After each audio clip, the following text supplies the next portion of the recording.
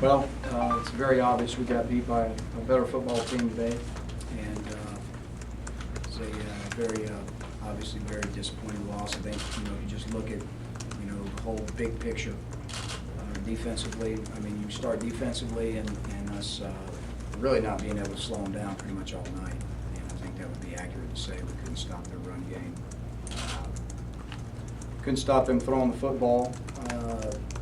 Obviously, they've punted one time all night, so I think that pretty much tells the story. And it was very poor performance defensively. Offensively, we sputtered obviously early in the game, and never seemed to come on track. And again, against an offense like that, you got to be able to get some first downs, and you got to be able to move the football some and take a little bit of the pressure off the defense. But early on, we certainly weren't able to do that either. And so it was pretty evident.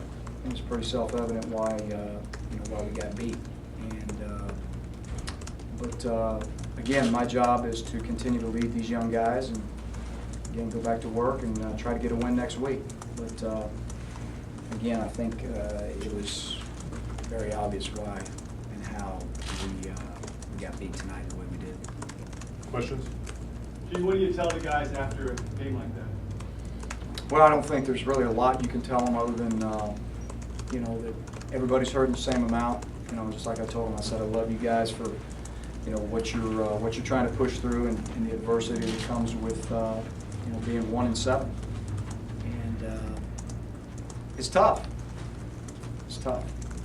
So again, we're just trying to continue to push forward.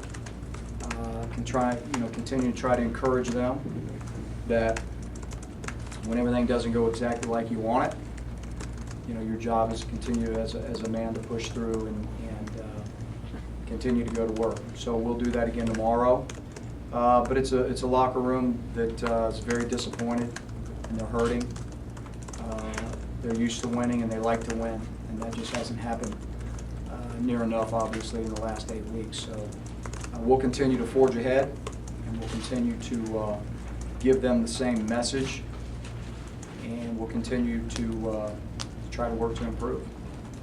Gene, how do you explain how far things have kind of fallen? I know there's no simple explanation. How do you do that? Well, I think you just said it. I don't think that there is a simple explanation. I think that a lot of times in football, things happen with momentum or lack of momentum, both in games and as seasons unfold. And it's been a season where up to this point, I just feel like there's really not been much momentum gained anywhere to be able to build on what comes with momentum. And so there's several factors in that.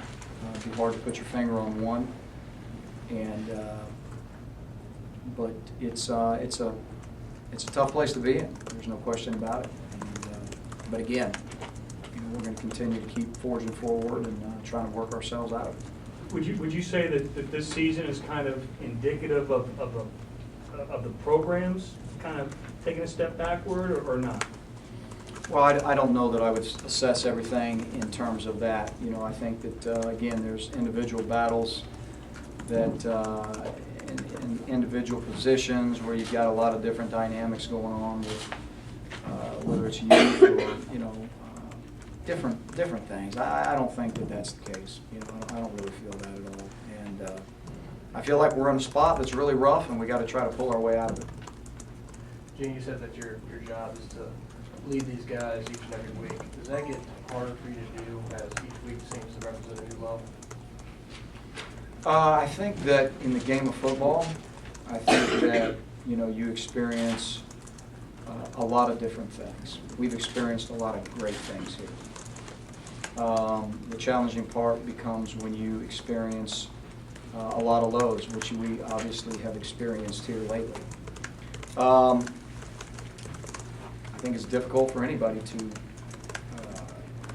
no matter what you're facing, whether it's a football game or something very difficult in your life, I think it's very challenging for anybody, particularly when you're job is to lead people.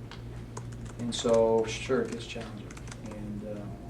But that's my job, and I'm responsible to lead 18 to 22-year-olds through good times and through some bad. And so it's been, again, very challenging and difficult. And I, as the leader, will not stop forging ahead, leading these young guys to the best of my ability. What about Jonathan Wallace? Was a bright spot, but the question's going to be now, kind of what took so long. Why haven't we seen him do more quickly? Well, you know, I've said it pretty much weekly that Jonathan has been taking bits and pieces of the offense, and I think he's been digesting them. I think he's been digesting them for a young guy pretty well. And he got into a point in the game tonight where, you know, it was really, really good to see him do some things that really show flashes and signs of him maturing some. But again, you can't throw everything at a young guy and expect him to, you know, be able to execute it all. That's number one. Number two, at the point in time of the game, it had calmed down a little bit with a lot of the blitzing and pressures and things of that nature. Not to take anything away from what Jonathan did, because I'm very proud of him. But you know, when you're asking a guy to take on, you know, the whole game plan and all the things that come with it, it's just not that simple. But I think, as everybody saw tonight, you saw flashes of a guy that, again, has an opportunity to keep getting, you know, weaned onto the different parts of the offense that he can succeed at, and I think he showed that tonight. Quite frankly, it's been rare to see that level of quarterback play for extended periods that he gave tonight. Does he have a chance now to be the starter, named the starter going into next week? Well, we're certainly going to look at, you know, I think the film tells a lot, obviously, and but there's nobody that could argue he was very productive tonight. I was really, really good to see. I was really glad. It was really good to see that, and I thought the players caught a little spark. And you know, he's a very confident young man. We'll evaluate this upcoming week, and we'll see where we're at with that. Again, the packages that he's had week to week have been smaller. And you know, even tonight, as much as he played, we didn't really vary off of all of the things that we've slowly been feeding him. So, you know, but for the most part, he executed the things that we asked him to do in a lot of ways very well. It appears to be watching film. If you talk about the front seven, seemed to have a lot of problems tonight on defense. Is there anything big I don't know, Mark, that I would limit that to the front seven. I would say that that's the front 11. I didn't think we could tackle, I didn't think we could cover, and I didn't think we could rush the quarterback tonight. So I think that's pretty self-evident. And I don't know that you could ever pin that on one group. I think that you could argue that it was whatever 11 we had out there tonight were pretty ineffective. But I do have confidence that they'll come back and go back to work and try to improve. Would you say they fought the whole 60 minutes, Gene? I would. Coach, the first game of the season, you guys faced another explosive offense in Clemson. You guys played them pretty close. What's so different about this team 3 months later? Well, that's a good question. I think this is a different type of offense. You know, they're different. You know, they're spread, no huddle offenses. They're obviously difficult to defend. Some are very different than others. This one's very unique. It's not exactly the same thing that we saw the first week. But you know, until we go back and look at the film, and we see why we couldn't stop the running game, and it didn't matter what they were running, we couldn't stop it. And whether that's misfits or guys misaligning, I think there was probably a lot of that in there. But this was a different type of spread offense than we faced the first week, and obviously we never slowed it down. And you have several guys on this team that are on the national championship team. Do you think it's hitting them harder to go through this type of season, those guys, and obviously you yourself as well? You know, I don't think you can date back to, you know, the successes that you've had and say that it hurts any more now because you've won 22 games the last 2 years. I mean, it hurts. You know, nobody likes to lose. I know nobody in that locker room likes to lose. So I don't know that I can qualify that it hurts those guys more than anybody else. You got a lot of young freshmen in there that came to Auburn to win. So it hurts them too. So, you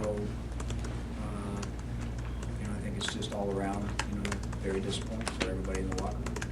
Gene, you give up the most yards in history of the program, tied for the worst loss at home tonight.